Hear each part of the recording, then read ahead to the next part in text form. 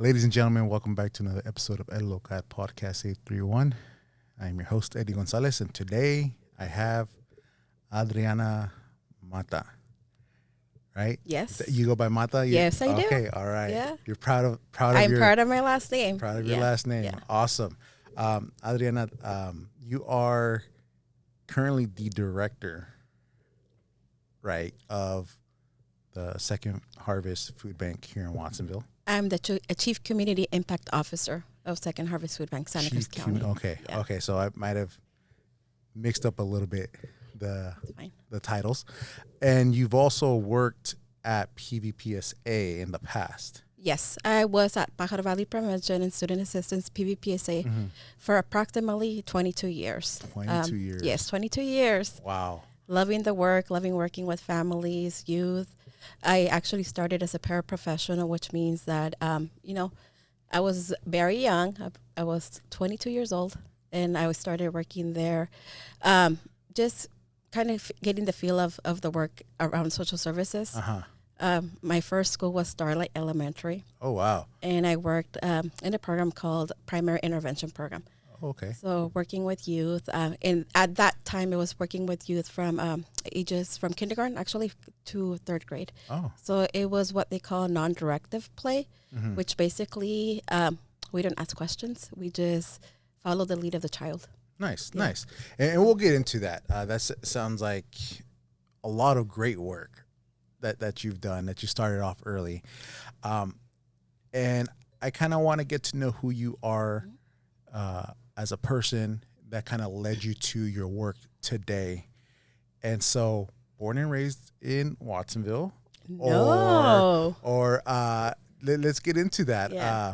So where are you originally from, your family from, and kind of give me a little bit of rundown of where you came from. Yeah. So my parents are from Mexico. They're from Jalisco. It's actually a place called Atotonilco, and it's municipio de Tecuitatlan, right? They came to the United States like any other family, wanting to have a better life for their future children. Yes. Because at that time, they didn't have any kids. It was just them two, right? So I was actually born in Fresno, California. Okay. And so from Fresno, my parents came over to Watsonville. We were in Watsonville for some time. We went to Santa Cruz, and we came back to Watsonville. Throughout, those times I was like growing up, and I always tell my siblings, I'm the oldest of seven. Wow. Oldest of seven. So my experiences that I lived are so different from the experiences that my siblings have lived, right? Oh, totally. Just because even from, I'm the oldest, and my youngest sister, Patty Mata, shout out to Patty. We're 10 years apart. And like by the time she was born, we've had gone through so many different changes in our life that her and even the twins Alicia and Veronica, they didn't have the same experiences that we had as the older children, right? And really quick, for those who don't know, you are Ignacio Mata's sister. Yes, Soy Tang Candle Company. Soy Tang. So if you want to know a little bit more about Soy Tang Candle Company, check that episode out. I think it's episode 13. But you are the oldest sibling of seven. Yes, correct. Now, I'm the oldest sibling of three, four. We can say four. And even though we are the oldest siblings, I think that's it's different because you're just seven, mine is 4, 3, so it's a little bit different. And I agree with what you say, that our experiences and our parents' experiences with us, it's not the same experience or that our younger siblings grew up with. Because, I've learned that in my last so many years, that, right, just like anyone, you're not the same person you were like a year ago. Yeah. No one is ever the same, right?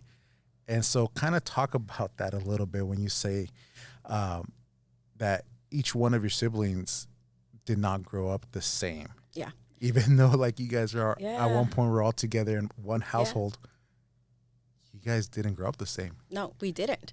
And not only that, Eddie, but I think you just mentioned, you're the oldest, but also coming from a Mexican culture, like a female, it does not get treated the same as a male. Like even that is different, right? Yeah. And I'm not gonna say that we were treated totally different, but there's 6 females in our family and 1 male, which is my brother, Soy Tank.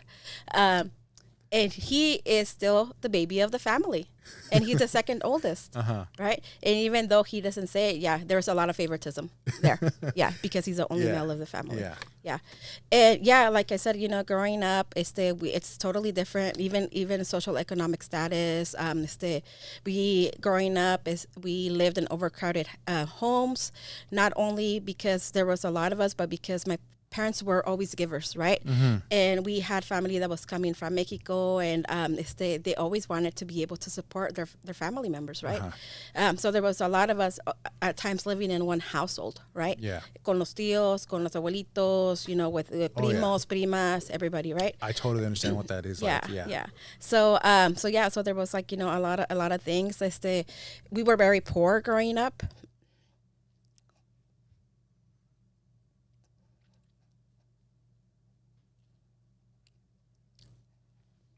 Take your time.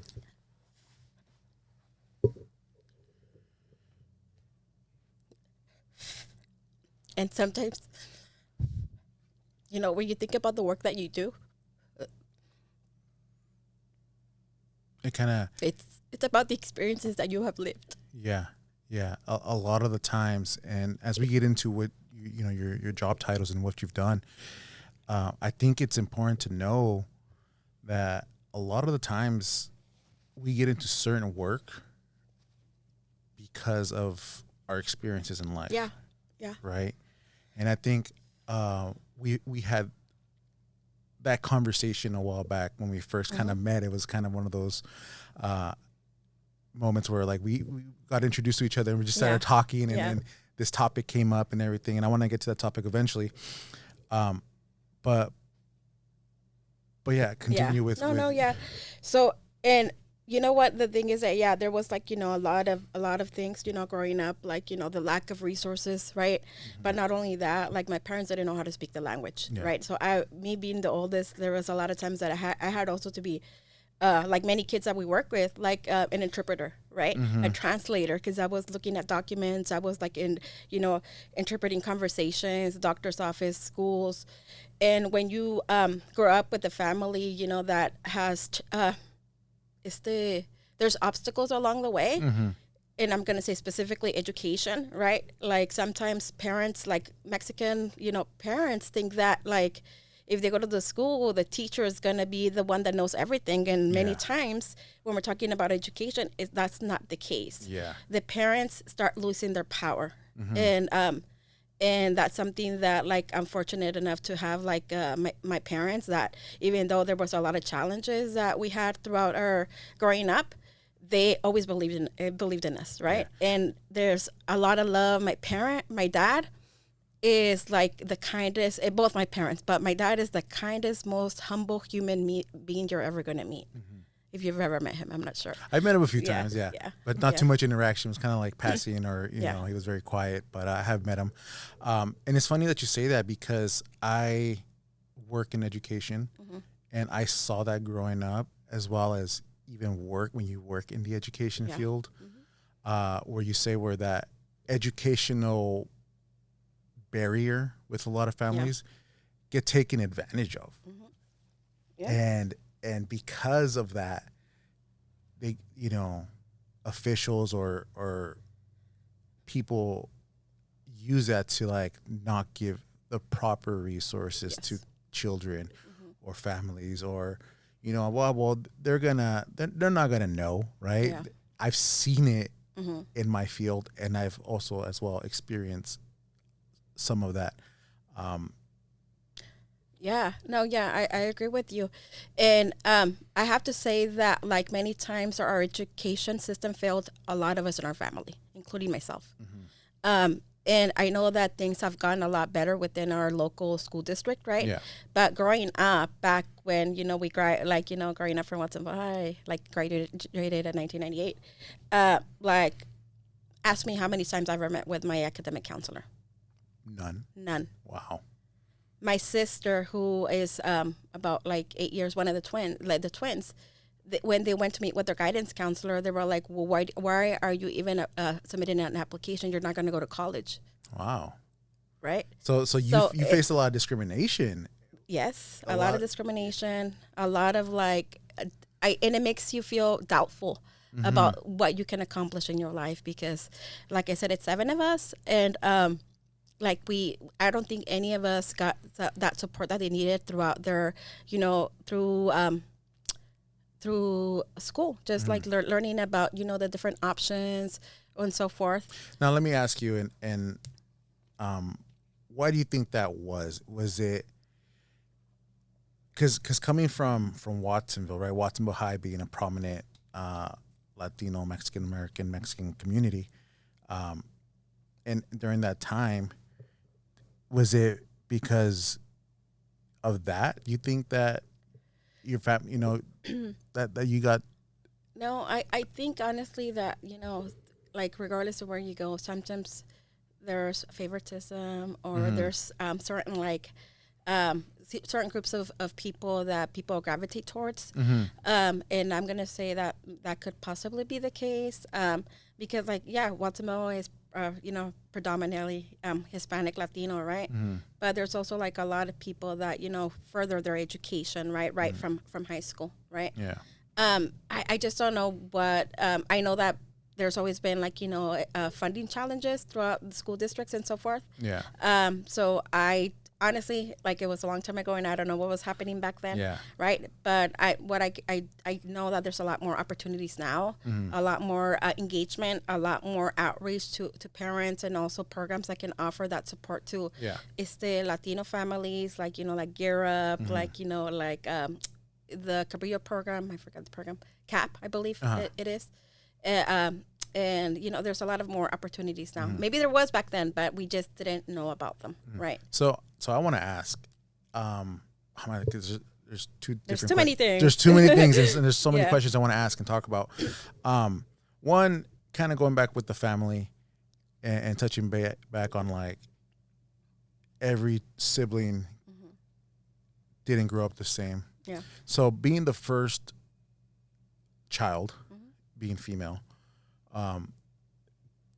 did you at any point like get like jealous of your siblings? I mean, I don't mean to throw I don't mean to throw that in a bad way, but in the sense that, like, again, I myself as an older child at the time, not knowing or understanding the circumstances, now it's like, okay, I understand why my parents were these parents to these siblings compared to me. Because like they say, right, usually the oldest one, the first one is like, that's the one you make all the mistakes on. Yeah, possibly. But parents learn, right? Yeah. But not to say that you were jealous, but it's like, did you ever feel a certain way emotionally that your siblings might have gotten a certain version of your parents that you didn't receive? Yeah. You know what? It's actually pretty funny that you're asking me this question, because a couple of weeks ago, my 9-year-old niece asked me the same question. Really? Yeah. So we were having a conversation, and then she turns to me and she says, Tia, do you ever get jealous of your sisters? And then I looked at her and I'm like, why are you asking me that question? She's like, I don't know, but do you? And I said, no. And I said, why would I get jealous of them? I'm like, because I want them to be successful. And I believe in them, and I want them to do something that they really want to do with their life. So no, I'm not jealous. If anything, like, as a sibling, we're here to support each other. Yeah. And that's something that I think does make a huge difference, because my parents, regardless of, what we were going through, they would always say, no se peleen, pórtense bien, and like, cuídense. Yeah. Like, cuídense, like, al uno al otro, like take care of each other, right? Yeah. Because like I said, like, growing up, even though we had a lot of family within our, external family, I don't think we ever got treated the same as other family members either, right? And like my mom always, like they would always, whenever we were like, sibling rivalry, like fighting and calling each other nice words. My parents would always say, "Ay, no se estén peleando, o pa qué se gritan, o pa qué esto." So I can tell you, yeah, we do have disagreements between all of us, and we've never actually been in a situation where we've never talked to each other. Like, I don't know if you know this, but like we have a sibling group, a text message, and then like a group. And if we don't get like 50 text messages, and at least in 1 day minimum, somebody always says, "What's going on? Yeah. How come you haven't sent a message? Yeah. Why are you guys so quiet?" Right? And then I've never, like, to answer your question, no, I've never felt in any way jealous of any of my siblings. Like, I'm really proud of everything that each one of them has accomplished in their life. And the same with my nieces and my nephews. And I also have kids. Yeah. And a grandchild too, Mateo. Oh. Yeah, I'm a grandmother as well. So, but I think that has to do with the way that we were brought up and the conversations that we had with their parents, and also the love that we have for each other. Because, like, I know that, like, there's a lot of siblings out there and they don't talk to each other, and like, I would hate to be in a situation like that. Yeah, it almost seems like, and the way you're describing and the way we're talking here, and just even off camera, it seems that what you guys had experienced growing up brought you guys closer together. It did. Yeah. And because of that, your guys' bond is really strong, right? And that is a very fortunate thing, because you see and you hear stories, right? And it's not private. Everyone has their own family issues. Everyone goes through some things. You know, I myself, my family, and some choose to allow those issues to tear them apart and keep them apart. Yeah.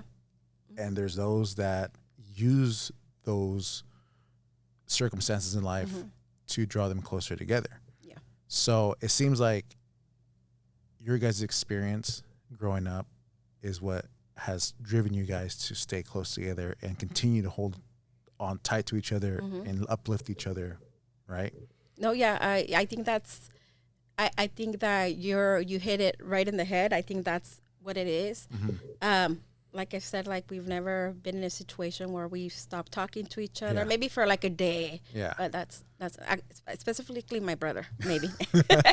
but other than that, like, yeah, we do have our little disagreements, but like, we always talk to each other the next day. Yeah, right? that's awesome. And and the same with our parents. Like, each of us has I would say, a very unique relationship with each one of them. Like, you know, I think that there's favorites in the family.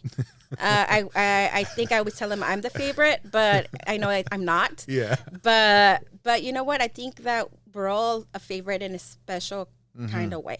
Yeah. Because I think that one thing that my dad has always said, and I'm going to repeat it here, is that I'm the, believe it or not, I'm the peacemaker in that family. So Really? I bring people together. Yeah. I get, you know, I always reach out. I try to check in on everybody once in a while. Usually when I'm driving home, I'll call people, "What are you doing?" And, you know, and just kind of to see where they're at. Yeah. But yeah, and even for my nieces and my nephews, and, you know, for family and friends, and I spend a lot of time on the phone, and I think that also it's because I don't judge anybody regardless of, you know, they share and people trust me, and I hold that very dear to their heart, because if somebody's sharing with me something that they're dealing with, like, who am I to break their trust? Yeah. Yeah, no, totally. Who am I to share their story? Yeah. Right? So, like, yeah, I you know, I hold relationships very dear to my heart, because every relationship is special. Yeah. And, like, we grow from those experiences too. Yeah, no, that's awesome. You know, it's similar with my family, where we check in on each other every single day. And sometimes it's just like a quick call for like 30 seconds. Hey, what are you doing? Nothing. What are you doing? Nothing. We're just here. Okay. Talk to you later. Bye. It's like that quick, but at least we know that, like, that's our version of like checking in, making sure we're good. Because sometimes it could be like, well, no, you know, just that checking in can like save our day, right? In the sense, like, oh, well, you know, this happened. It's like, okay, we'll talk about it, you know. But similar to like what you say, you check in every single day, even if it's for like 30 seconds. Hey, what's up? Nothing. Okay, cool. But at least we're like checking in with each other. So I think that's very important as a family. Yeah. It is. I agree. And so kind of to piggyback a little bit off that into my next question,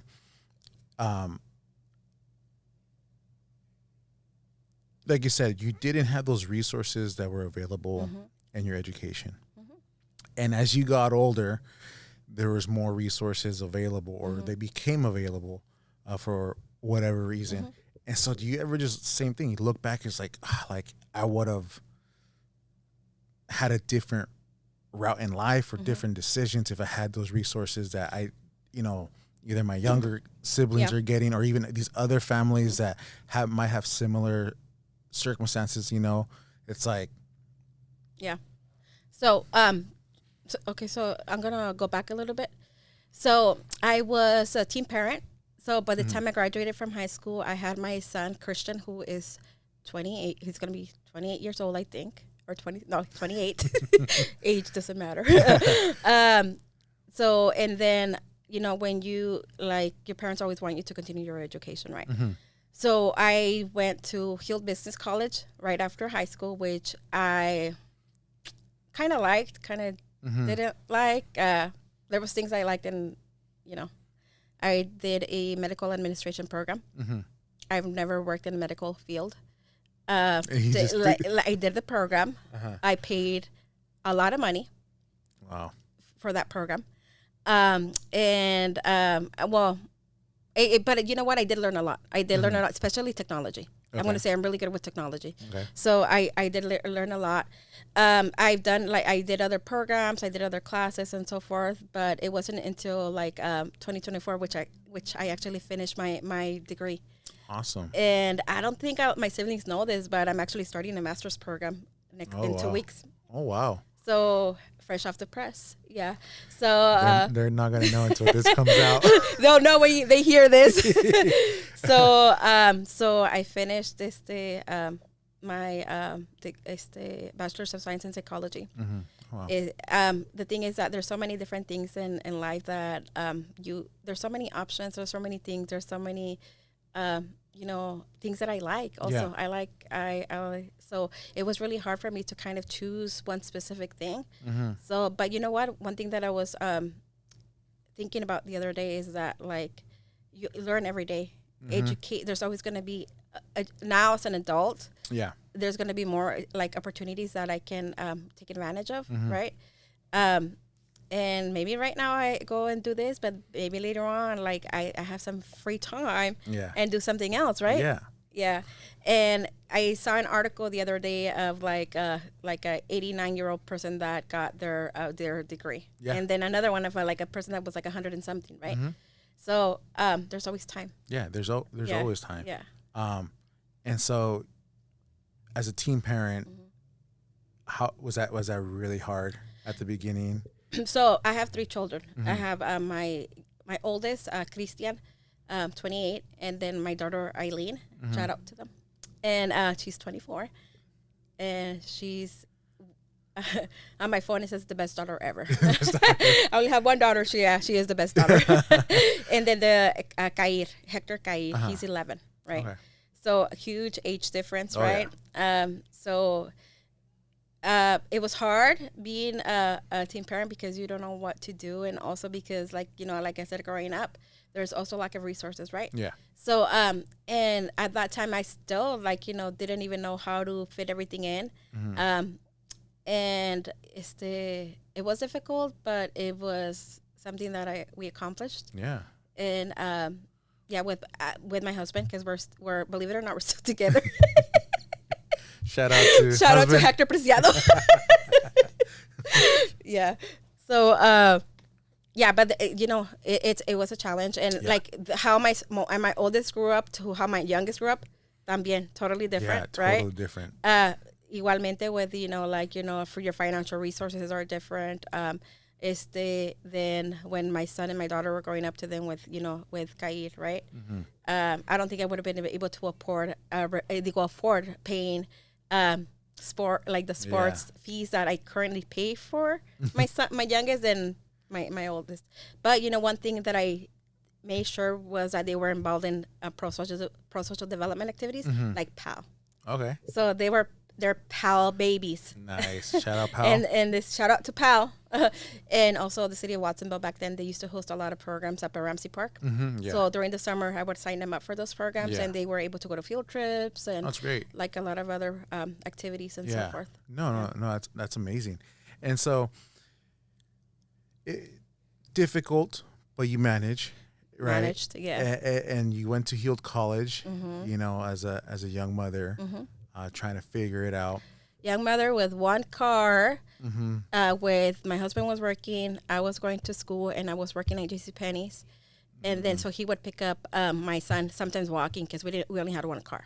Really? So he would walk all the way to Beach Street, and all the way from Beach Street up all the way to Green Valley. Oh wow! With the baby on his shoulders, because we didn't have a car. That's at least 3 miles, 4 or 5 miles. Yeah. So so we've managed. And I always say that we are thankful for what we have, and of course with the grace of God that we're able to have what we have, because we believe that we also have to like support other people around us. And I think we're also, I'm not going to say very giving, but very empathetic to what we see around us, and we try to support as much as we can. Yeah. No, that's awesome. That's awesome. And so you're at Heald College. You guys are struggling, right? You guys are struggling. You're managing and trying to get through, and you took a course that you really didn't. Well, not so much that you didn't need or was going to get into, but even though you didn't go that route, flourish in that career, you still obtain knowledge. Yeah. Right. So it wasn't so much a waste of time. Yeah. And you know what? One of the things that I think that also kind of happened during that time, I felt pressure to do something. Just because all the pressures around you, you have to continue going to school, and you have to do it now, because then you're never gonna go back. And also back then, there was not a lot of, the high schools did not present a lot of vocational opportunities. So it was always a 4-year. I don't even remember ever of them, having conversations about career college, right? Yeah. So I went to Heald College. They paid $25,000 for a degree that I haven't used in 40 years. Maybe not yet. I don't know. maybe I'll become a doctor someday. So then after that, I got introduced to PVPSA during some years later. Actually, two of my sisters were interns at PVPSA. Okay. And they said, hey, there's a program, and they're hiring. I think you would be really good at this job. Okay. And then I said, oh, no, I don't want to. Thank you, not right now. So you didn't apply. Oh, you didn't apply? I didn't apply. Okay. Yeah, and then all of it, months later, I get a call from, her name is Audrey Trotwain. She was a clinical social worker. And she said, hey, your sisters work here, and they gave me your number because they think you would be really good for this position, right? So then I'm like, oh, I don't think I'm ready. My daughter was about 2 years old. My second child now. Yeah. 2 years old. And I felt like I wasn't ready, but then I'm like, you know what? I'm just going to do it. So then I applied, and I got the job. Okay. And what was the job position? It was a primary intervention program. So working with K through 3rd grade, and it was grant funded. So they said, hey, it's grant funded, so it's probably just going to go through through June, right? So, and it was May, so it was a couple of months, and so forth. And what was that like working in, you know, you're entering this new field. You're still you're early in your motherhood, right? You're still early. What's that? So your son's 28, your daughter's 24. So it's you got a 4-year-old, or you got a 6-7-year-old and a 4-year-old or 2-year-old. How did you balance, right? Yeah. And then how did you enjoy that initial first position, and what is it that you did? Yeah. So it was really hard. To be honest with you, because my daughter has always been I felt like she was really attached. So she would cry all the time. Like even she's still a very emotional child. She's probably not gonna like that I'm saying this on camera. Yeah, she was very attached. My son was a little bit more like, more a little bit more. He's shy. He's shy. He's shy, but I feel like he's a little bit more mature for his age, right? But it was difficult. So I started, and I would take him to daycare, and sometimes they were crying, so forth. But I started working with. I stayed at Starlight for like 3 years. So working with children, like I mentioned before, like kindergarten through third grade. And it got to the point that I'm like, you know what, I'm gonna. There was another. I was there for 3 years. Provided some support to some other kiddos. And I'm gonna tell you something. Some of those kiddos, they were like third grade, first grade. I still talk to. Really? Yeah, and it's been they're adults with their own children. Wow. And I've connected with them like 20 something years later, right? And it's really nice to see like the outcomes and like what they've done with their life. And yeah, it was hard for me at times also because I was working with kiddos that were the same age as my kids. And then being on the job and working with these children that needed a lot of attention and support specifically. And I'm not going to say needed attention because they were misbehaving or so forth. No, because I needed to dedicate my attention to them, right? So I've always been a person that if I'm doing any job that I'm doing, I give it 100%. Yeah. Right. I don't let any distractions interfere with my work. So and like I said, it's not because they needed the actual attention, but I wanted to give them the attention that they deserved. Right? Yes. Because a lot of the times, what I notice, and I've fallen victim to it, right? I mean, working with youth and kids, it's like sometimes you work with someone, or you've seen people work with someone, and it's just like they're just there. They're just like a body. Yeah. And not that it's just a paycheck to them, but just they're not it is a present. Paycheck. Present. It is a paycheck. Yeah, they're not present at the moment. Yeah. And like I said, I fall in victim to that. But as I got older, but now, like you said, dedicating that time. There's a difference between working with them and then dedicating. It's like if you're working with someone one-on-one, you're letting them know that, hey, at this moment or whatever it is, like I see you and only you. And so that connection right there is what helps kids blossom, grow, or just even an adult, right? And I'm gonna tell you something. They feel it. And I'm gonna share a story with you. So so there was a kiddo back then, and he is now in the military.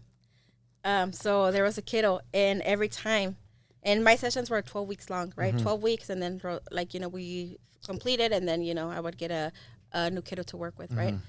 12 sessions long, and I think this kiddo probably did like 2 rounds of support, right? And we would play the same thing every week for 12 weeks. And it was like we would play with the sand tray. He wouldn't talk. He would just say hi and start playing, and I would just sit there. And if he didn't talk to me, I didn't, I just kind of waited for him, right? Yeah. And years later, I saw him at a restaurant. And I gave him a sticker, like I would give him little cards, little stickers when they would complete their session, little certificate. And we had in that program, we had a little mascot. It was a penguin, right? And years later, I see him at a restaurant with his mom. And he goes and he he says to Mama, "Oh my gosh, Mom, there's a penguin lady. There's a penguin lady," right? Because our mascot was a penguin, right? Yeah. And then, so the mom goes to me and she says, "Hi." She's like, "I'm so-and-so's mom. I wanted to say thank you because he still has the sticker that you gave him up in his wall." Oh, wow. Yeah. And it's like, this kiddo never talked. But I was just there. And I was just like, sitting with them for 12 weeks. Yeah. Right? And sometimes that's all. Yeah. And so then years later, maybe like 15 years later, I go conduct a home visit and to pick up another little child, right? And guess who opens the door? This kid. And that was his little brother that I went to pick up. Oh, wow. Yeah, yeah. And so he told me he was in the military and he remembered me. Oh, wow. Yeah, so it's like, so that's when you know that you make it, you make a difference in somebody's life, even though you might not necessarily know it. Mm-hmm. Years later they'll come to you and they'll say like, oh my gosh, I remember you, or do you remember me? And there's been a lot of situations where I'm at aquí in Watsonville. I don't live in Watsonville, but I do a lot of things here in Watsonville. Yeah.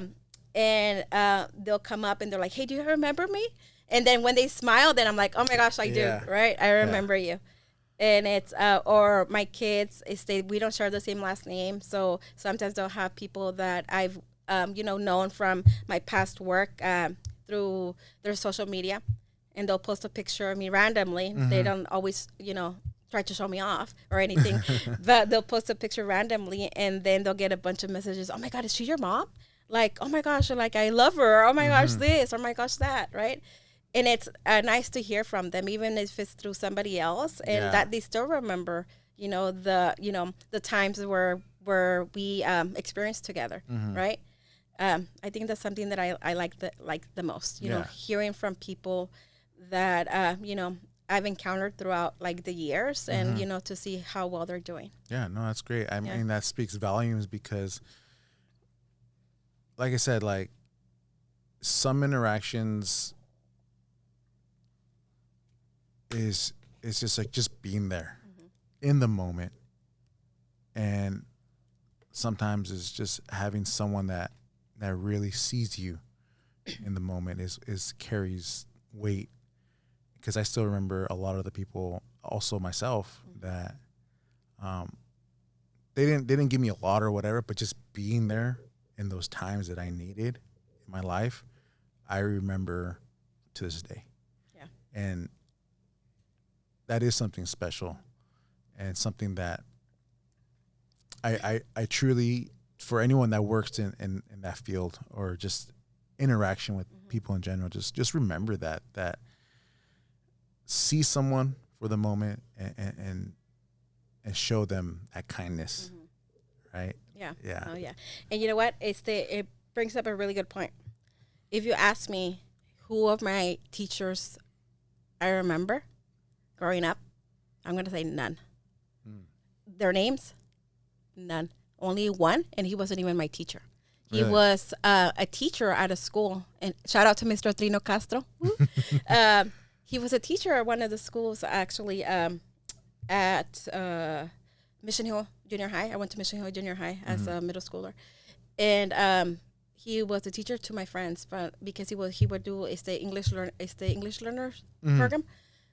And but he was the only Latino role model that we had at the school, and he basically adopted everybody. Yeah. Right.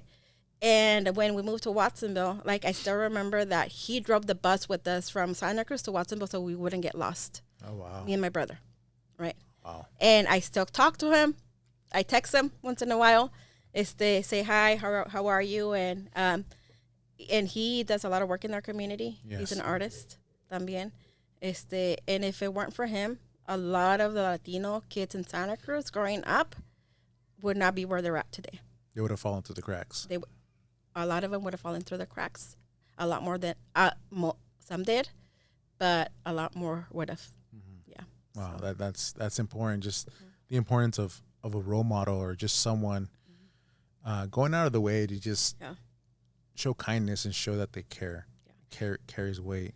Yeah, and there is somebody else too that I am thankful for, and I didn't share this part of it with you, but I'll share it right now. So I was also part of the cadet program, Watsonville Police Department cadet program. Oh, so okay. Yeah, so for I was there for about maybe 5 years, since I was 14 up to like 19. So after like a year after I had my son, I kind of like separated because like it was too difficult with managing of other things and having to work, and so forth. But so back then, our chief of police, Jorge Zamora, shout out to Jorge. Come on the podcast. He was an officer, and he was my advisor. Really? Yeah, and he was my advisor, and he would challenge me to do things that I had never done before. and like talking on the police radio, right? Things like things that you don't think really make a difference, but they help you build your character. Yeah. Yeah. So I'm also grateful for him for for supporting us along the way, because it wasn't just me; it was a lot of us that went through the program growing up. And I know that throughout our world, there's a lot of like I'm gonna say everybody has different sides of law enforcement, right? And I respect each one of them, right? But I'm gonna say that like I never had a negative experience, and that program saved my life. Like if it would have been for the cadet program, I would have probably gone the wrong way. And I'm gonna say because there was a lot of negative I would say stereotypes, but also pathways, right? Because yes, growing up in Santa Cruz, being a Latino student, I would say Mexican. I don't like to use the word Latino. I like the word Mexicano. Yes, right? I concur with that. ¿Con quién te vas a juntar? You're gonna hang out with the people that look like you. The people that looked like me back then were from Beach Flats, because I grew up in Santa Cruz. Yeah. Right. And we all know the Beach Flats. So when I moved from Santa Cruz High as a freshman to Watsonville High, I almost got jumped multiple times. Wow. Because I'm coming from Santa Cruz. Yeah. So I went through that too, right? And I'm not going to deny it. I had a few fights. We've all been there. In self-defense. Hey, we've all been there. I think my brother was there one time too. I think he threw me inside the bus so we could leave. Oh wow! Don't tell my parents. Mata parents, look away. Don't listen, Mom. Yeah. So the gang stuff, coming into Watsonville from Santa Cruz, people get labeled. Also, I lost a lot of friends due to gang violence. Yeah. Eric Lopez is one of them. He got shot on Halloween night across the street from Rolling Hills. Same situation. We went to school together in Santa Cruz. Yeah. We went to elementary school. We went to middle school. High school, they moved to Watsonville. And he was targeted because they thought he was a gang member coming from Santa Cruz. Oh, wow. Yeah. So, and I still talk to his mom. También. Yeah. Wow. Sweet lady. Yeah. And that's just it's a tough, not tough subject to talk about or experience, but it's just like, you're right. There's like two paths, and when us as Mexicanos, Mexican Americans, we face, and it's sad that we have to face that, right? Yeah. It's like you're either gonna go that direction or do something with your life, and even that doing something with your life, it's hard because there's, again, we go back to like the resources not being there, or the social economic aspect part of it. So, and I want to add something to this. Some time ago, I was part of a conversation, and then during the conversation, somebody said something very important. The lack of resources is a traumatic event. If we don't have the necessary resources within our community, we experience trauma. Yeah. Right? And that's what's happening with a lot of our youth, a lot of our families, a lot of, people that we interact with, a lot of people that live within our own family. Yeah. Right? Because I have 7 siblings and we all don't live the same life. Right? So I can see how it is when we're all together, but I don't know how everybody does when they're by themselves. Yeah. Right? Some of us experience, mental health disorders. I'm gonna say that I have a big anxiety.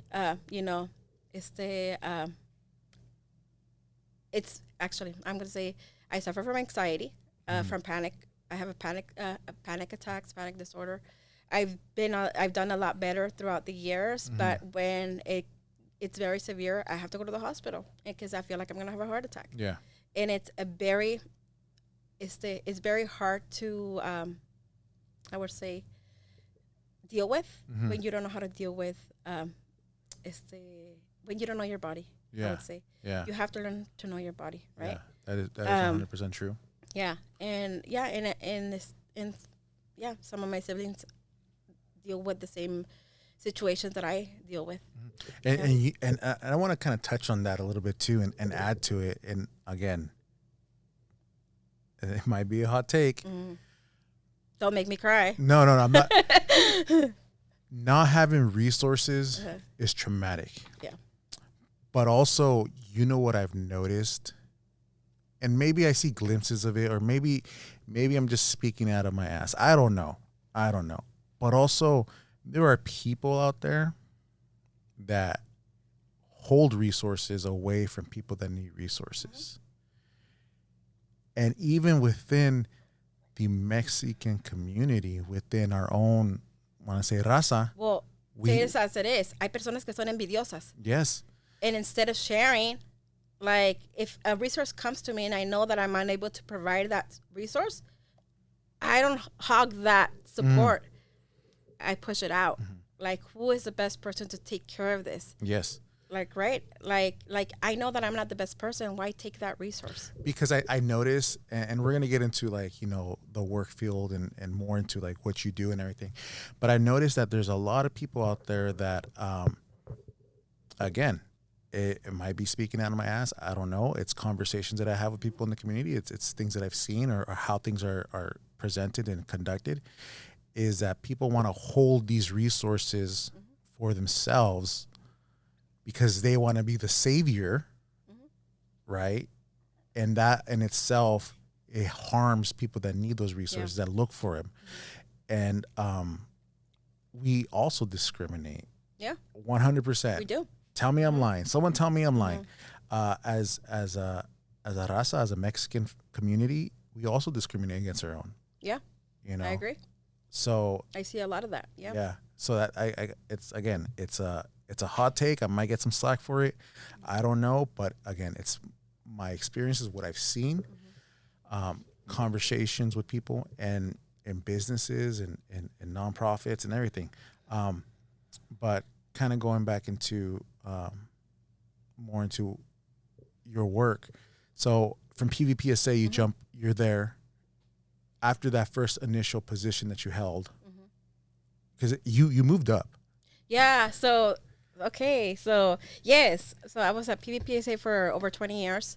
So like I said, I started as a paraprofessional and I ended my career there as a chief of operations. Yes. So, so I was, there for a long time, which if you're there for a long time and you learn, right?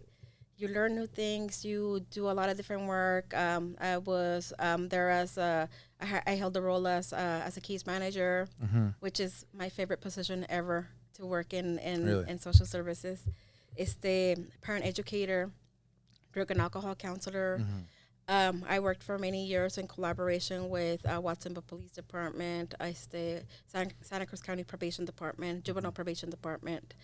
I taught parenting classes. I did administrative. I wrote grants. I did a little bit of finance, and I don't like numbers, but you have to do it, right? Yeah. I did a lot. I did a lot, but you know what my favorite thing is? Working with the parents. And believe it or not, that's something that I didn't want to do. So I started working with parents because one of my supervisors, Mary Schindler, I would say she made me apply for the job. Okay. So every position that I ever said, oh, I don't think I'm ready for, I loved. It ended up being your favorite position. My position. And you know why I love that job so much? Because you help empower the parents that have lost their voice. Because a lot of the parents would come and say, yo no sé qué hacer, mi hijo no me hace caso. No sé cómo hablarle. No me habla, no llega a la casa, estoy preocupada, ya no voy a la escuela porque no me hacen caso, right? So, and you give them a sense of hope, right? And I'm gonna, one thing that I'm really grateful for is that I had a good, solid partner throughout the years that I was at PVPSA, Maria Cervantes. She is still at PVPSA, and she is a director of programs currently. And if it would have been for her, honestly, I'm gonna say that I don't think I would have lasted that long there. But also because we worked so well together. Yeah. So we would conduct home visits. We did case management together. We were a good, solid team when we were providing direct services. Oh, that's awesome. And you need to have that support. But I'm going to say something also very important. You need to laugh. Yeah. You need to laugh. Yeah. And like, I'm not going to say laugh at, at the participant, but laugh at the situations that you encounter along the way, right? Because it's very stressful work. You can't be too serious. And you can't be too serious. And also, like, you have to, when families are coming in to see you, to hear from you, and they're not learning from you. You're learning from them. Okay. You're learning from them. And I think a lot of the times when I go to programs and they're like, oh, pues nadie llega, no tengo participantes, then I'm like, well, how are you doing things? Like, and that was one thing that I would always tell the parents, you're not here to learn from me. I'm here to learn from you, right? Because the thing is that, I don't know what there's, everybody's so different, right? Yeah. And everybody already has the experiences. They just need a little bit of guidance. And we were just there to provide that and provide that space, but also a place where they felt comfortable. They felt a sense of connection, and they laughed. And sorry, and I got to say that right there just blows my mind. The way you said that right now, that you're not there to learn. They're not there to learn from you, but you're to learn from them. That right there is leader qualiship right there. That is a leader. That is a leader, because a lot of times, and you know what, I've been through programs myself too, growing up with my family, our circumstances growing up, and it's like they think they're the saviors. People think that they're the saviors of people. Yeah. And that's not true. And the way you just said that, like I said, it has blown my mind, and is a very, very, something that I think people should take away from listening to this, right? Is that, especially in the field of helping others, right? We want to think that we know all the answers, and we want to, we're Superman and we're going to change the world. I mean, not to say that you're not changing the world, but sometimes you got to take a step back and learn. Oh, yeah. And that's one of the things that one of the things that you were just saying about, people and, or the work that's happening in the community. I hate when people just go to an event for a photo shoot or take a picture saying that they were there and they were present without doing the work. Yeah. Right. And I'm a person that does the work not to get credit for it, but because it's meaningful. Yeah. And it's important. And I want to support, the process, support the person, support whoever's dealing with whatever circumstance might be, right? And I'm not there to take any credit. I say that the people that I surround myself with, because I have acquaintances, I have friends, and I have people that I trust, right? The people that I surround myself with are people that I trust, and the people that share the same values that I have. Yeah. And they're people that do the work without taking the credit. And that's who we are. Yeah. We do the work without needing something in return. Yeah. Right. And that's the people that are actually the ones that do the work. Yeah. Because, and that's funny you said that, because we live in a time now, the time of social media and just like everything being so quick to view. People want to be seen as someone that's doing something, right? Like I said, they show up to these events just to take a picture and everything. And there is it doesn't carry, because there's this meme that I saw that I had the picture on that I've saved for years, and it's a picture of a guy holding like a selfie stick, and he's putting money into a homeless man. He's just kind of like, look, I'm taking a picture, I'm giving them to the homeless, and there's a lot of that. There's a lot of that. I mean, and you know what? Another thing that is that we're teaching the younger little matitas. We call them matitas. Matitas. How to be humble in what they do. Like, we don't share this, but we do goodie bags for Thanksgiving or for Christmas, and we take them out in the community for people that need them, right? Like we do little sock drives, little beanie drives, little things that we can do so that they can know the importance of giving back, right? And we don't share that with anybody. Yeah. Well, people are gonna hear it right now, but that's not something that we share to. Yeah. Like once again, like why do people need to know that? Yeah. Right? If you're gonna do something, it has to come from the bottom of your heart because you really want to do it, not because you want to take credit for that. Yeah. Right? Exactly. Yeah. And I again, for people that listen to this and hear this, that is what true community, true love is, right? To give without anyone noticing that you're giving, right? Because it's not about the publicity, even though now we live in a time and even, people take pictures and this and that. It's like, and I agree with that because my dad has always raised me like, do things without notice. Yeah. Right. There's this thing he says called unseen heroes. And sometimes the greatest things that we've seen, there's someone behind that we don't know the story, but because of that person or people, there's so much, right? Yeah. So I agree with that. I 100% agree with doing things without being seen. Yeah. So, yeah. There's a lot. Yeah. There's a lot. And so you're involved in a lot of social work. You did that for 22 years. And at some point or at any point, was it very difficult? Yes. And was there things that just like it was, because not everything is sunshine and rainbows. It's not sunshine and rainbows. Yeah. And so what has been in those 22 years things that were difficult that you faced that maybe you even were like, screw this, I can't do this no more? There was there was a lot of difficult moments, I'm gonna say, not only for me but for the team that I would work with.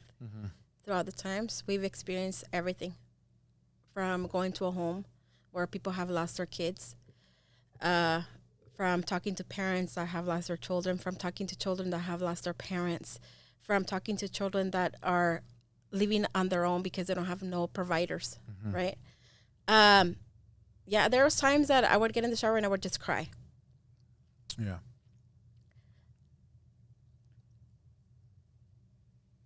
But I think that one of the most difficult things también is learning how to separate yourself and your personal self from the work. Because it took me a long time to be able to separate myself from my work and not take my work home, right? Yeah. And I was able to do it after so many years, because the thing is that what would I be able to do for, like, I can be with them and I can be present for these children, families, and so forth. But like, the reality is that we can't be there for everybody, regardless of what type of job we have, right? But there was a lot of difficult moments, a lot of difficult situations. I also was part of a team called Basta. Back in the days, it was Gina Castañeda, Maria Cervantes, Sarah Anderson, and one officer from Watsonville Police Department, Alex Rodriguez being the last one. Now he's at Salinas PD. So whenever there was a violent crime out in the community, then we would tag team and we would respond and go to the home of the child, the juvenile. And we would support the family with development of a plan and support and so forth. And it was hard. It was hard. It was hard when we would talk to moms that had lost their kids. It's the conversations, and it was very difficult. Responding to, like, back then, this was before PBPSA had a crisis team. I was part of a crisis team too. So I can tell you that I've experienced everything that you could possibly think of throughout my work. And you said, you learn how to separate after so many years. Yeah. You have to learn how to separate. Yeah. And what did that look like to you to separate and learn? So I'm going to tell you what it didn't look like so that you can get an idea, right? So say I would go home. I would be irritated. I would be bothered. I didn't want to talk to anybody. I couldn't sleep. I would, I would wake up in the middle of the night, 1 in the morning, 2 in the morning. I wouldn't sleep. I would probably fall asleep maybe like for 30 minutes at 5 in the morning. There was like days I couldn't sleep. And I'm not ashamed to say that I did go to therapy. I went to therapy more than one time. But the thing is that you also working in a behavioral health center, you learn what they're going to ask you. So I would lie. My therapist would ask me questions, and I would tell her what she wanted to hear. Why? Because I wasn't honest with myself. Yeah. And then it got to the point that I would say, why am I going if I'm just lying? Thank you, Kaiser Permanente. But so then I'm like, you know what? I'm not going to go. But I was honest. Yeah. And I said, you know what? This is not working for me because I know what you're going to ask me. And I know what I'm going to say. Juliana. So be honest. You have to. Yeah. You have to be honest with yourself, and that's the only way to grow as well. Yeah. Right. Because same thing. Working in special education early on, like I said, it was a paycheck at first, right? And I would get stressed, and I would come home, and I would take a nap right away for like 2-3 hours. Yeah. It's like 2 o'clock, 3 o'clock in the afternoon. I'd go to sleep, and I'd wake up at 6, and that would be my way of taking work home. Until finally, you learn that you have to make those changes, and you're right. Seeking therapy or seeking some sort of help or mental health ways to just clear yourself. Yeah. And you know what? I'm also going to say something that I had really good supervisors. Mary Schindler, Audrey Trotwine, Sarah Anderson, Charlie Wilkins. Yeah. They were all clinical social workers, and they were the people that supervised me throughout my years at PVPSA.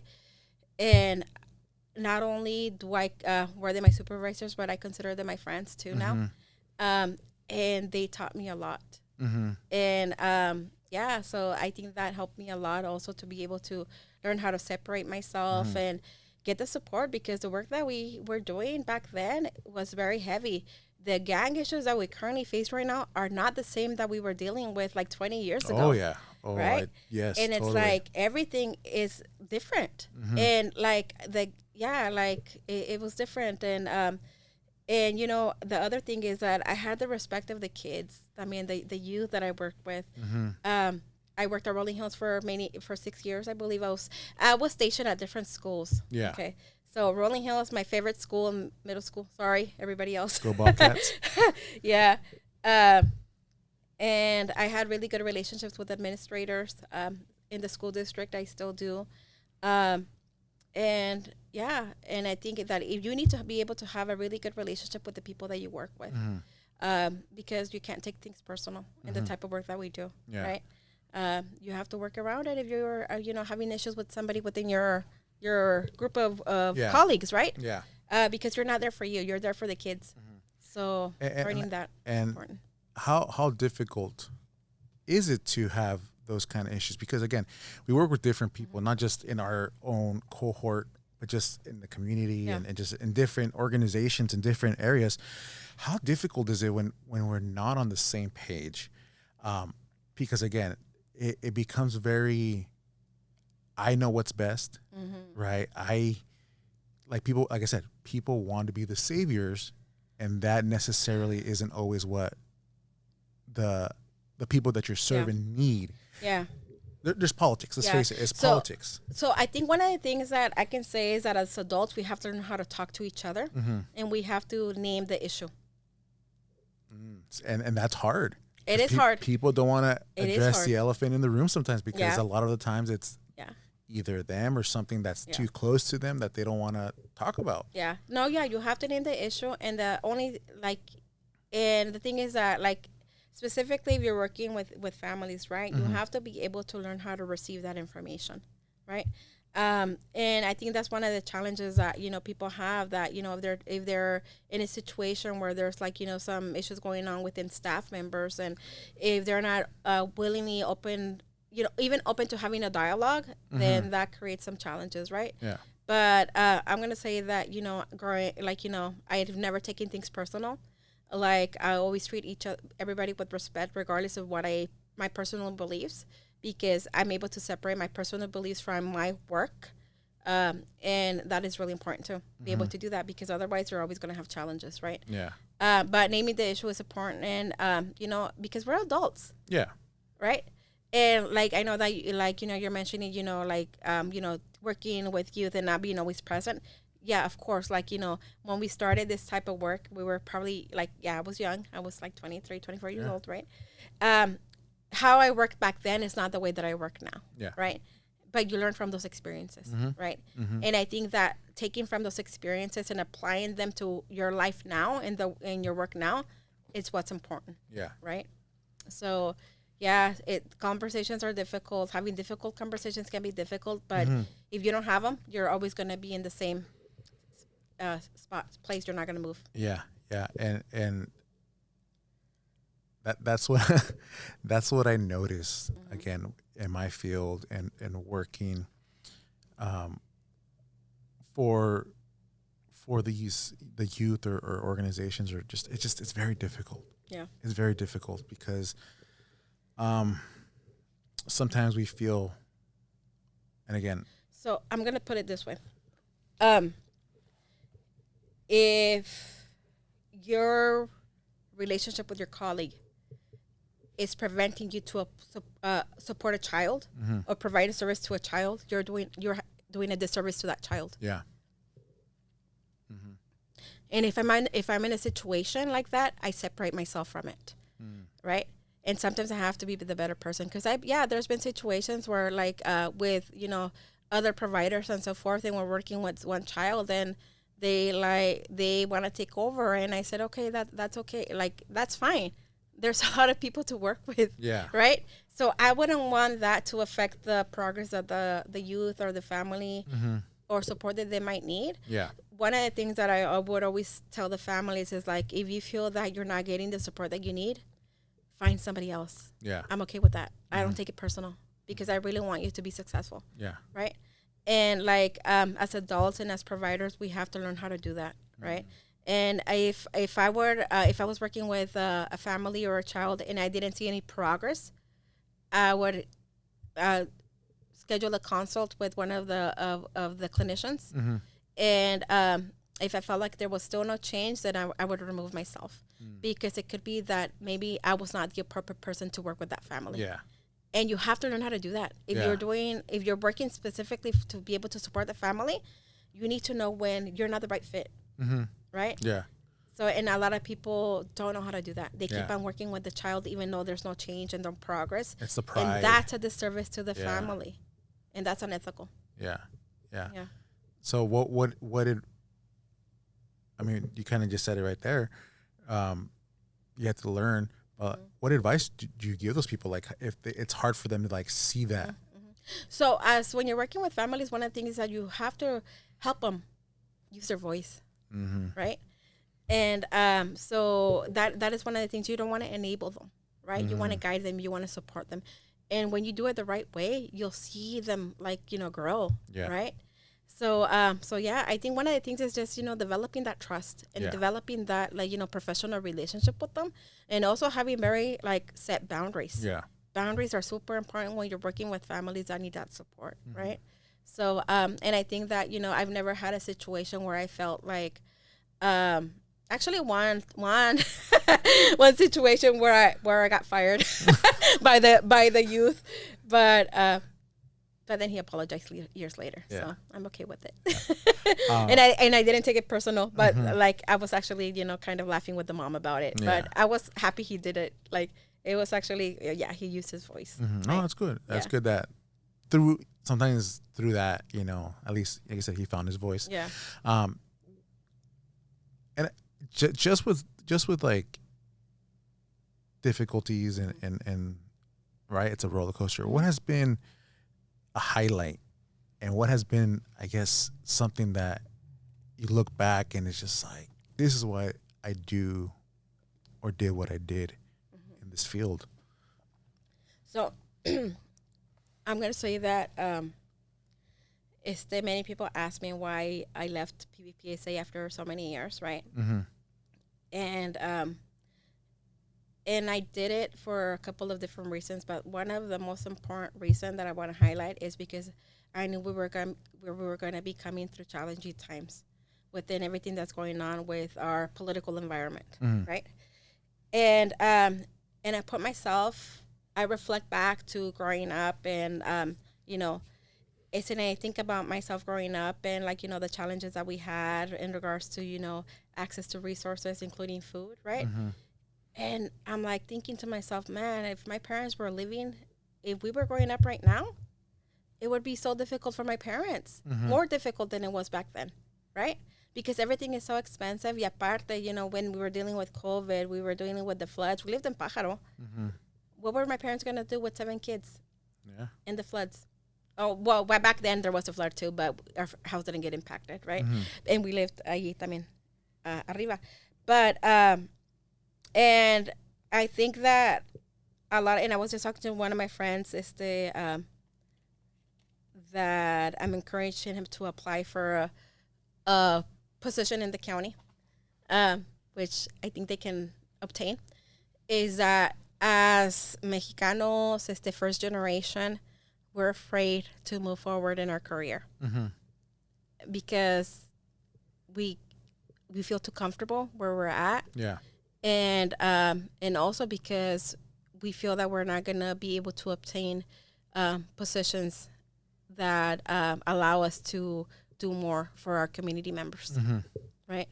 So so I consider my position here at Second Harvest the highlight of my career, because I can do a lot more than for community than where I was at PBPSA. Yeah. Because my role is county-wide, right? Yeah. And we're providing resources to a lot of people in our community that really need that support and really need that service. And I go back and think about, man, if my parents were growing up right now, it would have been really difficult for us. Even though there's more resources, there's more opportunities, but my parents didn't have, like I said, they didn't know who to ask for help. Yeah. And like that, we have a lot of families here right now también that are in the same, in the same situation. So one of the things that I always do is if I get an email from, from an organization that is providing a resource for families, I forward it to everybody in my contact list that I know would qualify for that service. Okay. Because I want to make sure that people go to that, obtain that resource and obtain that support, right? Yeah. Because I think it's needed. And if there's, why are we going to let go of this, valuable resource when there's so many people in our communities that need it, right? And something I hate to see is that when there's a program that's offering opportunities and people don't show up. Yeah. But then I also get it. People are afraid to go out, or people don't know that about these resources that are available, right? Yeah. And how do you help someone not be afraid? Because it's one of those things, you could lead a horse to water, but you cannot make it drink it. Yeah. So you develop the trust. Okay. And one of the things that that I've learned early in my career is that people, what you're wearing matters. Like even when I'm out at the schools, and I'm gonna tell you, if you're at the schools and if I'm wearing a dress, the kids are not gonna go talk to me.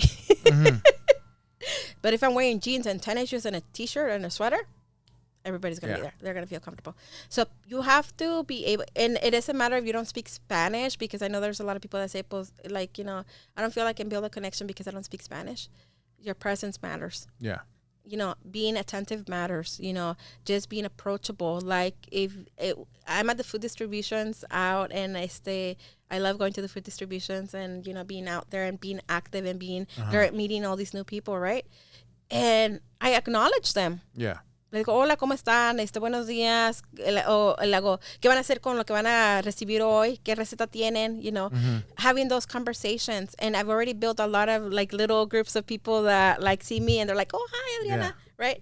But it's the way that you approach them. Yeah. And that you start developing that trust, right? But also, like, you have to be, if they reach out to you, you have to respond. And I think that's something that I see that like a lot of people don't do is that, yeah, we're busy. Our work is really busy. Today, it took me 3 hours to respond to emails from just yesterday and like Friday. Oh, wow. Right? But I responded to each one of them, and I was so proud of myself because it took me some time, but I responded to everybody. Right? And and you build that relationship and, they feel good if you're like listening to what they have to say. Right? Yeah. And I think it's being attentive, being there, and just being available. And I'm not going to say be available all 24 hours, right? Yeah. Within your time, but and not judging people and just hearing them out and don't I always, like I said, I don't act like I'm better than anybody. Titles don't mean anything to me. Yeah. It's about the way that you interact with the person and the way that you are, and and just building that support in that relationship. Right. That's very important that you say that you go to these distributions, right? You show up. I show up because a lot of the times, in your title or your position, those people usually you would see or notice that they're in offices and they're up there, but you're making that extra effort to show up. Yeah. And I think that's very important. And I've said it before, that in order to be a good leader, you need to be able to follow. Right, you need to be able to roll your sleeves up and get in there, and it seems to me that like you're not afraid to roll up your sleeves and get in there with the workers or with the community, because that shows, like I said, it builds that trust and that builds the organization or whatever it is, the entity that you're a part of, and so, yeah, I agree with you, and I'm gonna say that if it were up to me, I would be at distributions all day. Yeah. Because you build that relationship, and not only that, is that you understand what they're dealing with, right? Like the participants or volunteers start sharing their stories with you. Like I barely started my position in May, and I've already have like a handful of participants that say, hey, let me know when you're going to come to a distribution because I'm going to go. I want to be there at the same one that you're going to be at, right? So and like, and they say like, oh yeah, they're grateful, right? They're grateful for the experiences and for the time that you dedicate just hearing them out, right? Yeah. So you go from PVPSA for 22 years. You just started at the food bank in May. Still nonprofits, still helping within the communities. How similar and how different are the two entities? Yeah. So what's similar is that we're supporting the same community, right? It's the same community that we're supporting, some of the same participants, right, and so forth. The service is what changes from behavioral health, right, to food insecurity, right. But in order for somebody to be well, emotionally, they have to be able to meet all the other needs that they have, right. A lot of the times when I was at PVPSA, we had the case manager that would come and say, hey, do we have extra gift cards because I have a family that doesn't have enough money to buy food, right? I have a family that got evicted. I have a family that doesn't have shoes, that doesn't have clothes, that doesn't have school supplies, right? And throughout my role, I would, my connections, who do I know, right? And make sure that we have the resource available for that participant or that family, right? I'm going to say that there's a lot of similarities, right? The only difference is with Second Harvest Food Bank, I'm on Santa Cruz County. PVPSA, I was Monterey County, Pájaro Las Lomas, and then Santa Cruz County también, right? But only up to Aptos para acá, right? Mid-County. The work is different. I was doing a lot more behind the scenes work at PVPSA, and I miss doing the community work. And that was one of the reasons why I decided to make a move también, because I wanted to really understand what the community was dealing with, and what are the supports that we need to be able to put in place for our community members. Because I always go back to, hey, growing up, like these are the things that we were dealing with, right? And I wanted to support people feel empowered too. And we have a really great volunteer program at Second Harvest Food Bank. We are going to be starting an ambassador program. If anybody's interested, let me know. Send me an email. And we're doing a couple of different changes to be able to, be more community in tuned, know what's going on there, but also get community feedback to be able to support us, make the decisions that we need to make within our respective roles at the food bank. Yeah, no, that's awesome. One of the and you kind of you've elaborated and you've talked about it, throughout this conversation, and your involvement with social entities and just kind of like the nonprofit and just kind of like the community aspect. And I remember we had a conversation when we met, and I told you that I might bring it up again, and you kind of like touched on it a little bit, with your growing up and everything. And even that's funny because like when we're having our first initial conversation and I asked you, I didn't even think about like I asked it, but I didn't process it, right? But your involvement with all this, what's your why? Ooh. Your why. And that's it. It's a tough question. It's a big question. Yeah. But I think us as people that help the community and are involved, we get it. How can I say this? We don't ask ourselves this, or we don't.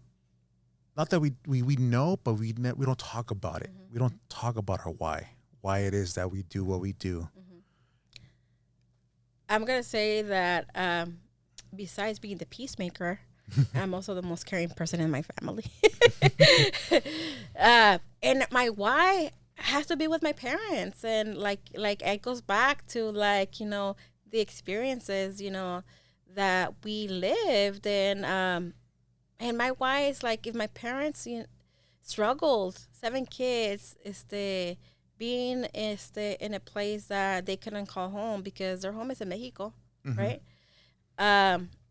Immigration issues. My dad was an alcoholic for many, many years. My little sisters didn't even experience, or when they were born, my dad had stopped drinking, right? And I don't have permission to share his story, so I'm not going to share it, but maybe one day I'll ask for permission to share. Pero yeah, I like going back to the struggles that we dealt with growing up, and I always put myself in other people's shoes, right? And I think that's what drives me. And that's why I love going to the community distributions, because I like to hear their stories. Yeah. And I like to hear about the changes. And there's so many ideas that I have that I'm not going to share right now, because I think there's things that can help us ensure that we're empowering the families that we're working with, right? But yeah, for example, food, right? What other things can we give them besides food, right? Yeah. What is going to support them be, I would say, in a better financial situation, so that instead of now being participants, they're volunteers and they're supporting, right? Yeah. So what are things that we can do to empower them? I've always felt that I've been a good mentor to other people también, because I like to see people succeed. Yeah. Like, if I know, I try to motivate them. Even my kids, I always tell them, hey, life is going to get harder. You need to go back to school, right? Yeah. And my nieces, Isabel Preciado, she is, and Cassandra Preciado, all the little Preciaditos too. And I think about them, and I think about their future, my grandson, and future grandchildren that I might potentially have. And I always wanted to move out of the area, but I think I'm stuck here now. So, like, what are the changes that I want to have for, my nieces and my nephews, my grandkids, their grandkids, great grandkids. You never know, right? Mm-hmm. Like, I think about them. You want to leave the world better than what you found it.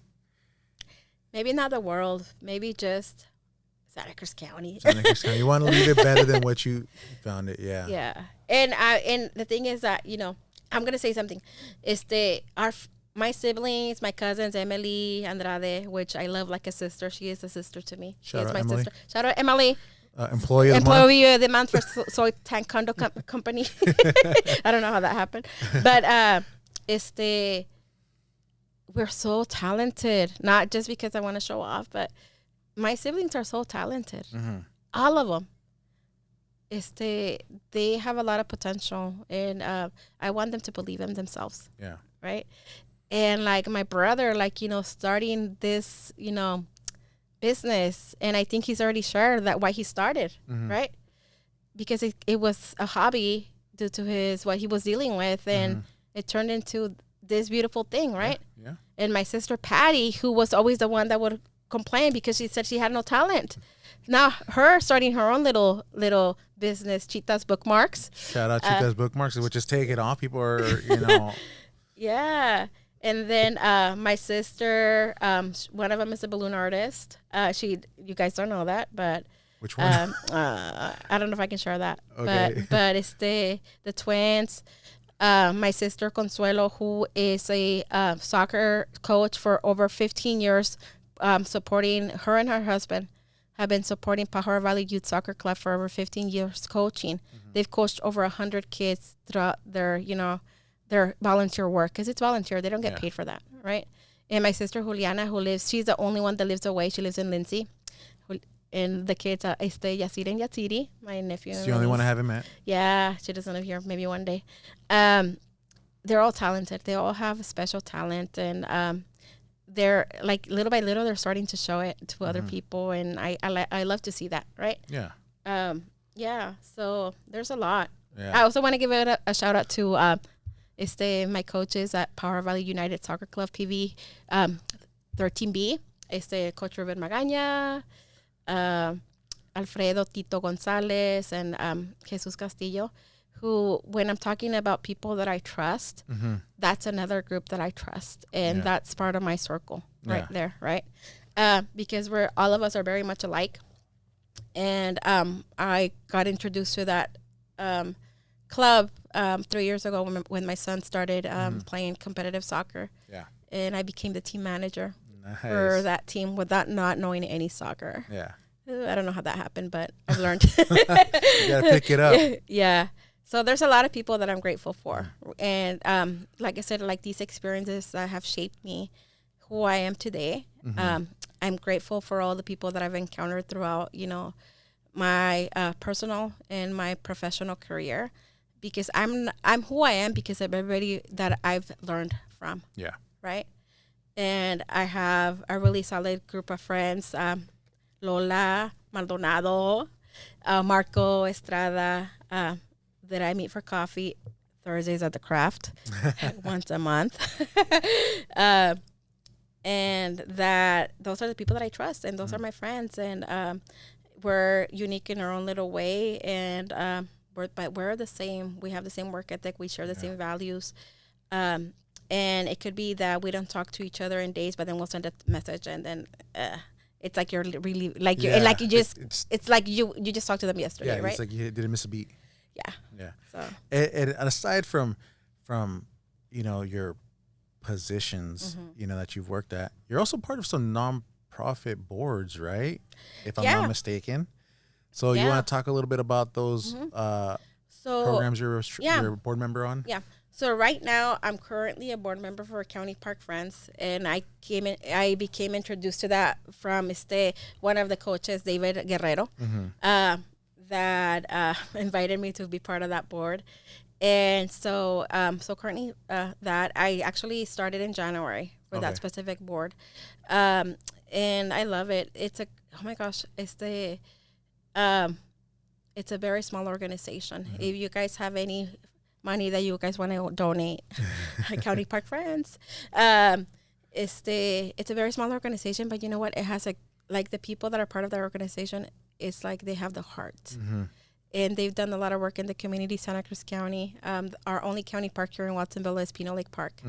But if you've seen some of the changes that they've made, the second park, that's through the support of County Park Friends también. Which is actually the most, I found out this past weekend, it's the most visited county park in all Santa Cruz County.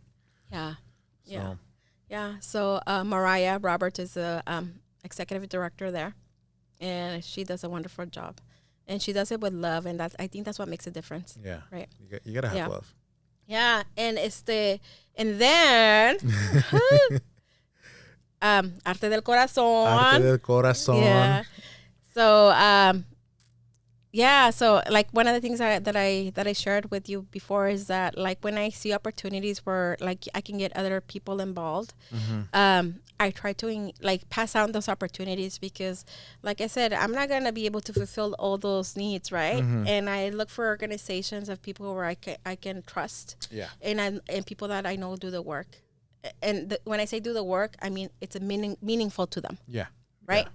Yeah. Because I'm not going to be part of a organization just to be a seat at the table. Just to hold a title, because that's I'm not saying mentioning names or anything, but you could tell when people just want a title to carry that title. Yeah. Y so esos dos ahorita, and that's as much as I can handle right now because, like I said, I'm also very involved in my son's soccer team, and then my work, and then starting a new program, and I have other things I want to do along the way, which are gonna be things that I want to be part. Like I don't know if I should say this, but well, people will find out. If you haven't told anyone, they're gonna find out when they hear this. I'm not gonna say anything. Okay, because you've already spoiled. You're gonna start the master's program soon, también. Yeah, surprise. But you know what? One thing I really want to do. Eventually, I'm gonna do it. I'm gonna write a book. Oh, okay. Yeah, nice. But that's not a surprise. Eso ya después. When the time comes, I'll announce it. Pero yeah. Okay. I like to write. Yeah. That's so great. I've written a couple little pieces here and there. Yeah. But I haven't shared them with anybody. And I started writing. So yeah, maybe in the future best-selling author. And then Chita can sell it for me. There you go. Yeah. with a free bookmark. Yeah, with a free bookmark. Yeah.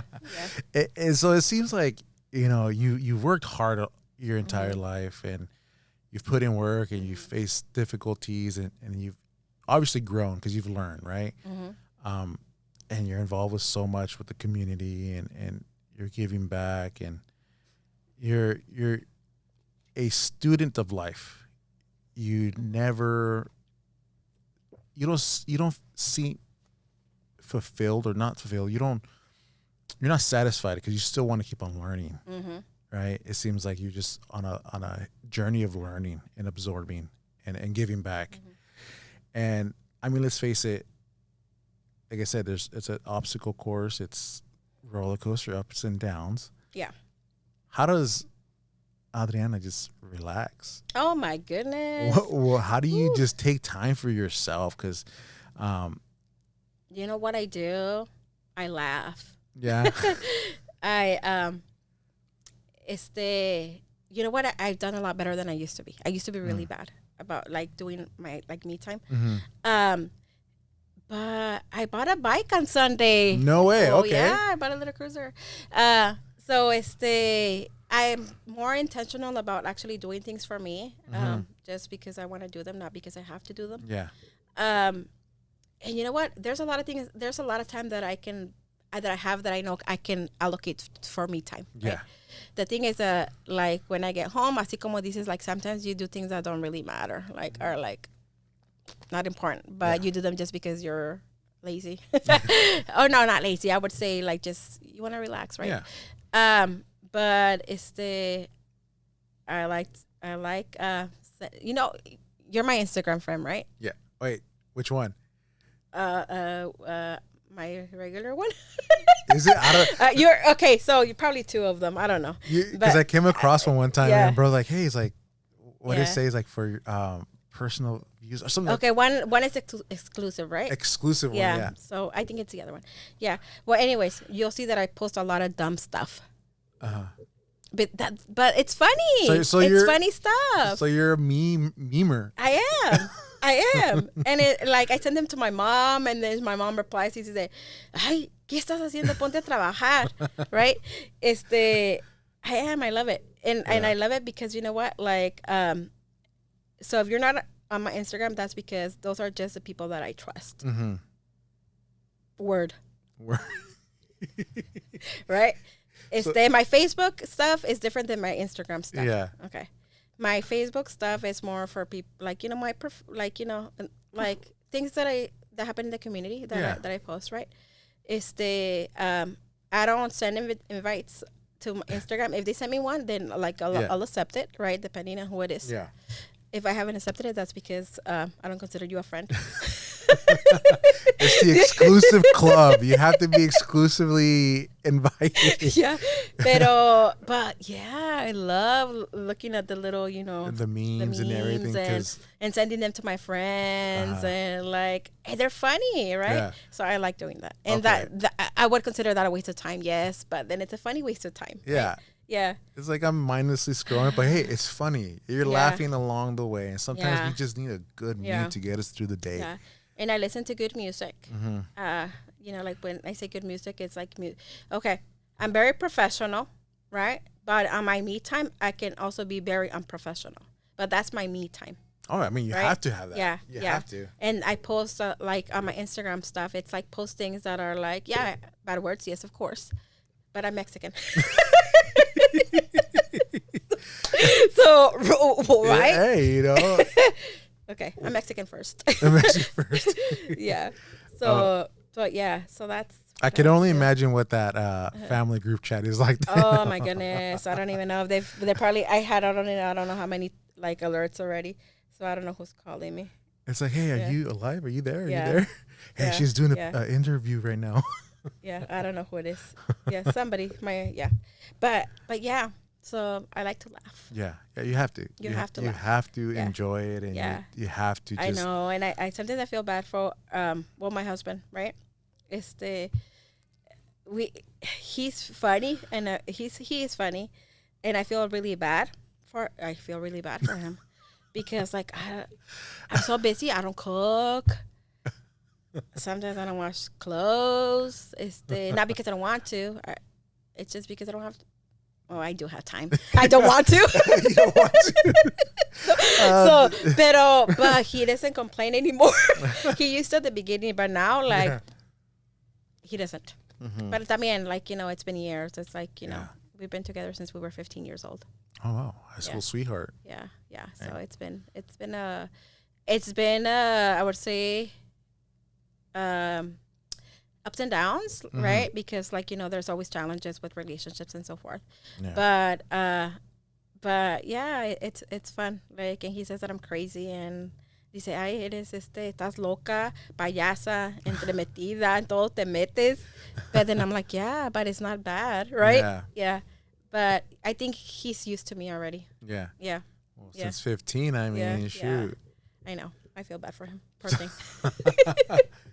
So, I mean, I'm not married or have anyone or anything. But what's the key to a long? Oh, there's I don't know what the key is. Trust me, I'm just there. You're just there. I just show up every day. We just show up, and sometimes we don't call ourselves all day until we get home, like at night. I don't know. Don't ask me about relationships. That's something I'm not good at. That's not. I mean, like my personal relationship. Yeah. No. Okay. Yeah. Oh my gosh. I'll pass on that subject. Ask someone else. Ask somebody else. Yeah. You know, we come to that part of the show towards the end. I talk to people, and you know, what's your piece of advice? It could be in what it is that you're doing. It could be just. I'm gonna say something. Be yourself. Like, don't act to be somebody you're not. Mm-hmm. Right. many times, like, like throughout my work and, you go and you speak to, elected officials and you get nervous. You don't know what to say. You go do presentations. You get nervous. You don't know what to say. Mm-hmm. But be your authentic self. Yeah.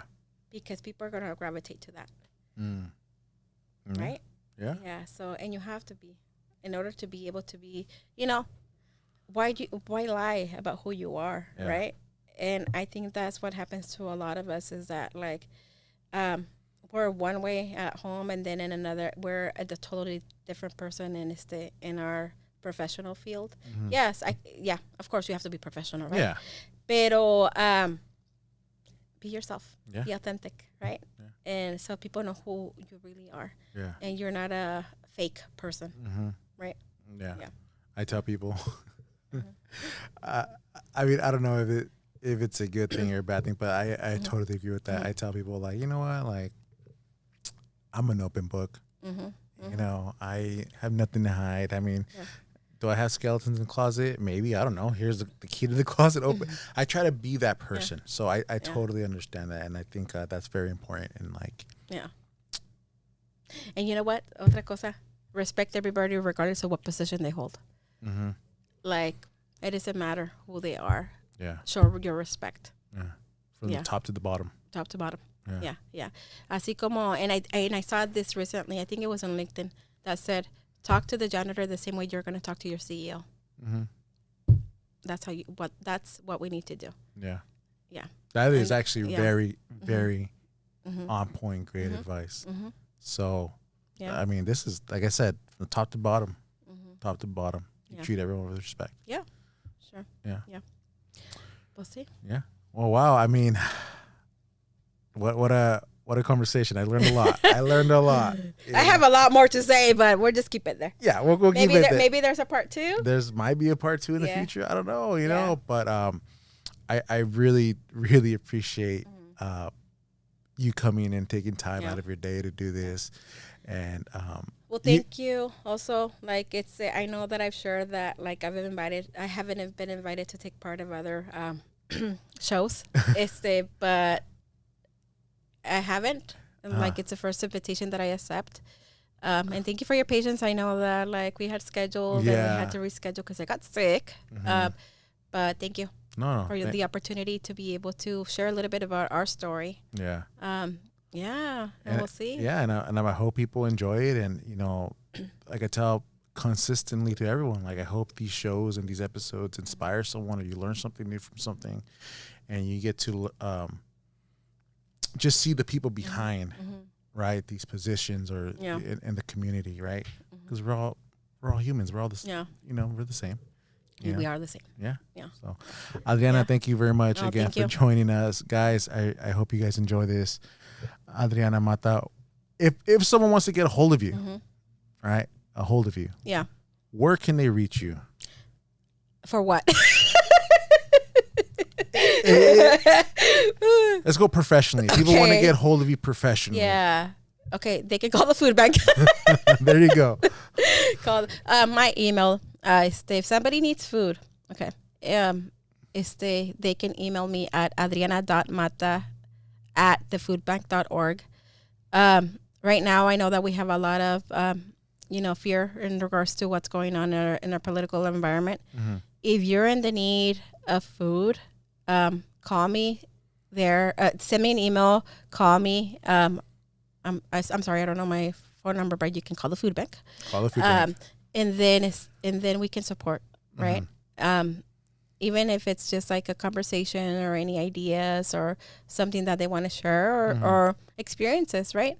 They can, once again, my email is adriana.mata@thefoodbank.org, or they can call the food bank, Santa Cruz County, Second Harvest Food Bank of Santa Cruz County. Yeah. Awesome. Mm-hmm. And if you want to get a hold of her personally, well, then, you find her in the community and you become friends with her. Go to one of the Soy Tank Condo Company events or Cheetah's Bookmarks, and I'm usually there helping them out. Yeah, she's always there. Yeah. So again, Adriana, thank you very much for taking time for joining us. Guys, hope you guys enjoy, and I will see you guys in the next one. God bless. Bye.